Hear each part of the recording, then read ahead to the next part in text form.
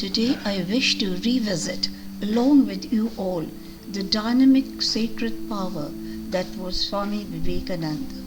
He had power, but that power was sacred, at the same time very dynamic.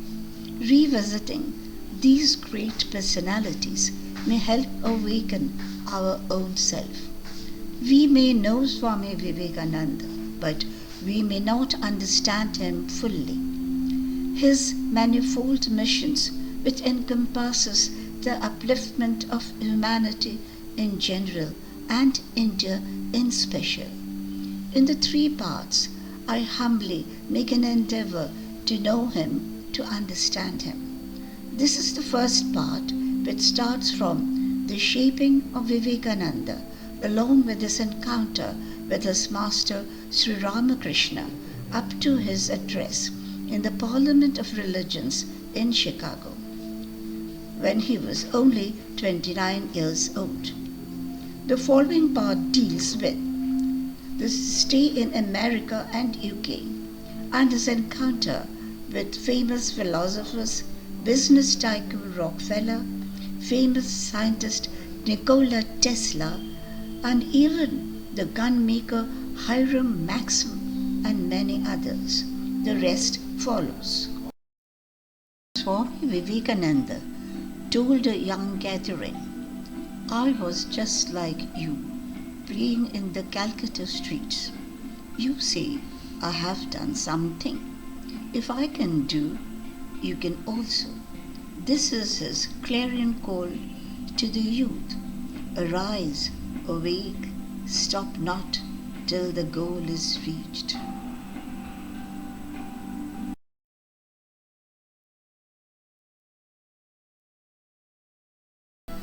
A student of General Assemblies, now Scottish Church College, Vivekananda, whose nickname was Naren, was very kind, intelligent, vastly knowledgeable, bold and courageous. Yet he was very different.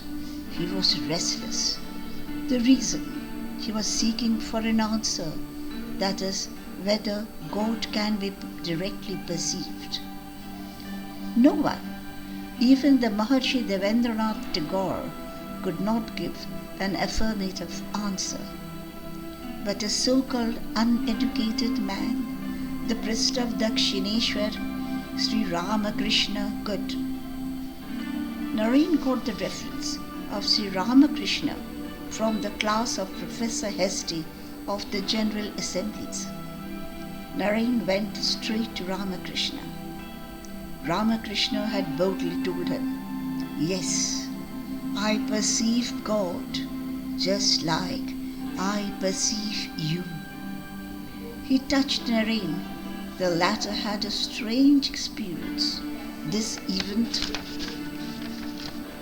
changed Naren's entire course of life, and Vivekananda could happen. Sri Ramakrishna.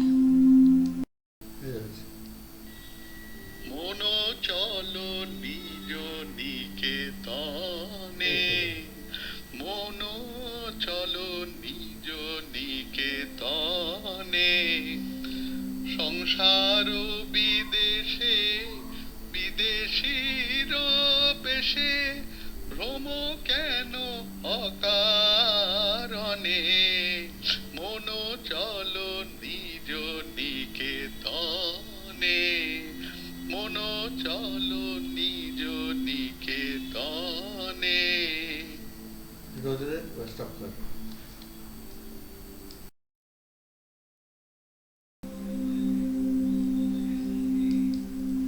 Soon the young pure soul renounced the mundane world life and immersed himself in intense meditation in search of something higher.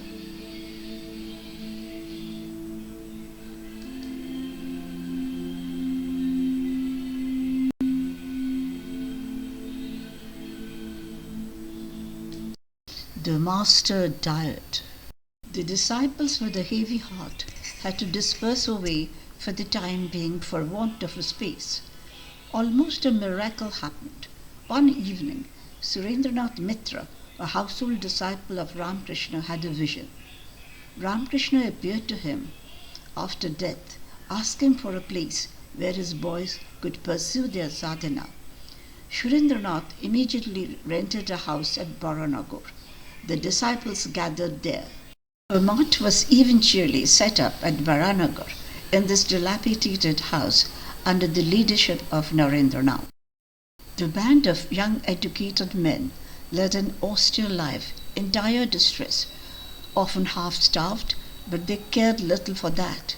They were immersed in a continuous flow of learning, meditation, and worship. They were in the process of development of their inner self. Eventually, they took the vow of sannyasi at Atpur in 24 Parganas.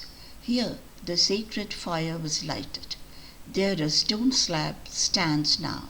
Thus, in this way, the great Ramakrishna order was formed.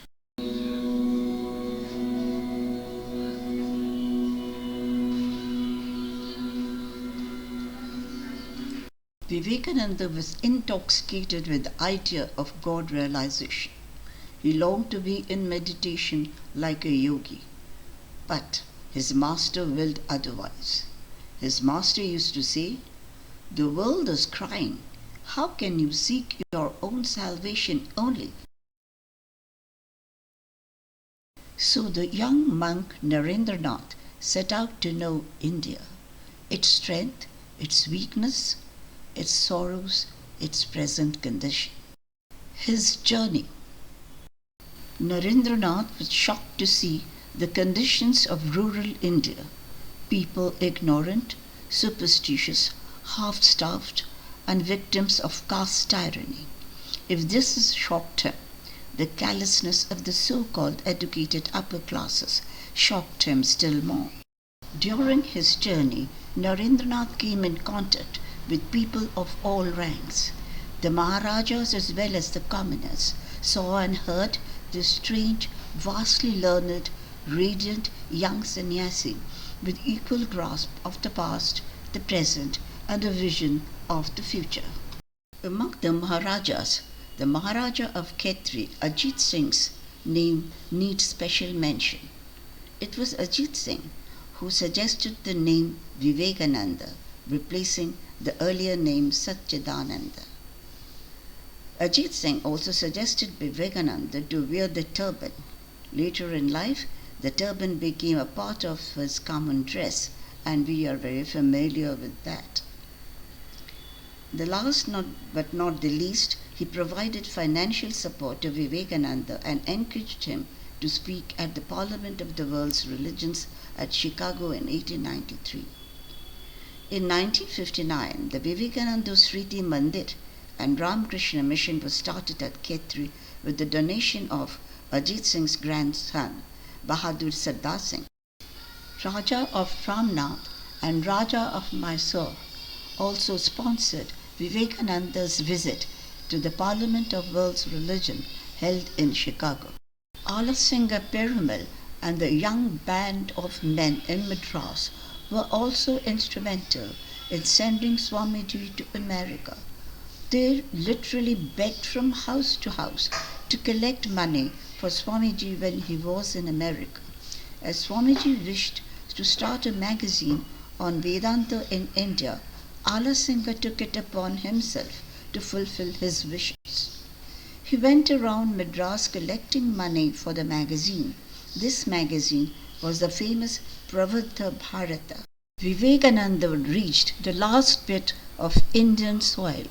From 1890 to 1893, Vivekananda thus travelled across India from Himalayas to Kanyakumari, sometimes by foot, sometimes by train, living in all conditions from palaces to huts, with or without food. Long years of subjugation and colonial rule had at that time made the Indians demoralized. It was for this reason the South Indian disciples and the Rajas of Khetri and Ramnath urged him to be a delegate to the Parliament of Religions at Chicago to represent Hinduism. Swamiji swam through the turbulent waters of the Indian Ocean and reached a lonely rock island in the ocean. Sitting there, he meditated deeply for a long, long time. After this, he suddenly felt his master was calling him to the west.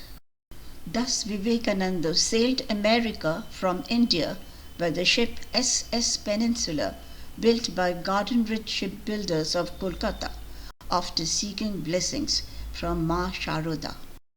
In the journey on the ship Empress, Vivekananda accidentally met Jamsetji Tata. In this chance meeting, en route from Japan to Vancouver, a meeting of minds and a scheme that resulted in the Indian Institute of Science, Bangalore. This is Indian Institute of Science, Bangalore. What was the conversation between Jamsetji Tata and Vivekananda? It is said that GRT told him he was going to meet suppliers for a contract purchasing metal spares for his business in India. Vivekananda replied to him as to why he doesn't start his own business for manufacturing the same spares in India, by which he can export them and generate jobs for many youth in India. He emphasized self-reliance.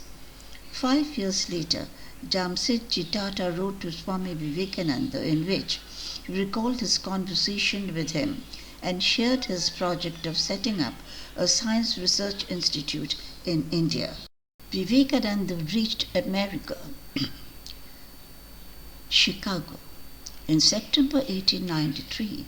Opposite the house of the Hales, Swamiji was found sitting on the curb, disheveled and exhausted after spending the night in a boxcar. He had lost the address of the Parliament of Religions. Mrs. Hale saw him and guessed that he was a delegate to the Parliament of Religions. She welcomed him in her house.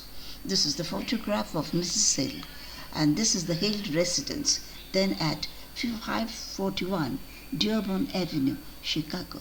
It was on the train to Boston that Vivekananda met an old lady who invited him to live at a farm in Massachusetts. It was through this providential woman that Swamiji was to meet Professor John Henry Wright of Harvard University. Professor Wright introduced Vivekananda by letter to all the proper authorities as a superbly well-qualified delegate, one who is more learned than all our learned professors put together, and who, as he said, was like the sun with no need of credentials in order to shine.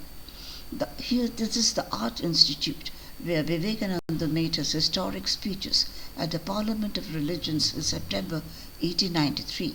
Parliament of the World's Religions, 1893, at Chicago.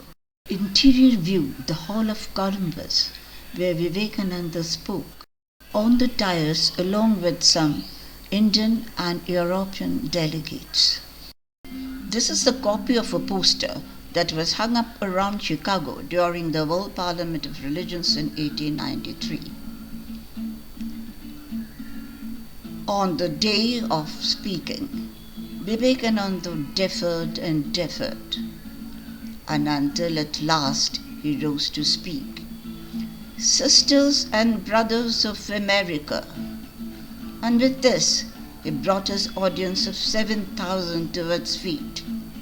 Vivekananda declared himself proud to belong to a religion which has taught the world both tolerance and universal acceptance. We believe only in universal tolerance, but we accept all religions as true. He continued, sectarianism, bigotry, and its horrible descendant fanaticism have long possessed this beautiful earth. They have filled the earth with violence, drenched it often and often with human blood, destroyed civilization, and sent whole nations to despair. Had it not been for these horrible demons, human society would be far more advanced than it is now. Vivekananda not only introduced Hindu philosophy to the West, but he revealed the true foundations of India's unity as a nation. Vivekananda was successful in constructing a virtual bridge between the culture of East and that of the West. He had made them realize that in spite of poverty and backwardness, India had a great contribution to make in the world culture. He played a key role in ending India's cultural isolation from the rest of the world. Address at the final session, 27 September 1893. Vivekananda ended, "Help and not fight." I repeat, help and not fight. To assimilation and not destruction. I repeat, assimilation and not destruction. And lastly, harmony and peace and not dissension. I repeat, harmony and peace and not dissension. Immediate impact. The lectures of Vivekananda influenced greatly America and the whole world. After the Parliament, Vivekananda immediately became a name in America as well as in India. Here is some paper cuttings from America. The Chicago Daily Tribune, the New York Herald, etc. Thus the subjugated, demoralized nation India regained its self-esteem and a moral victory was won.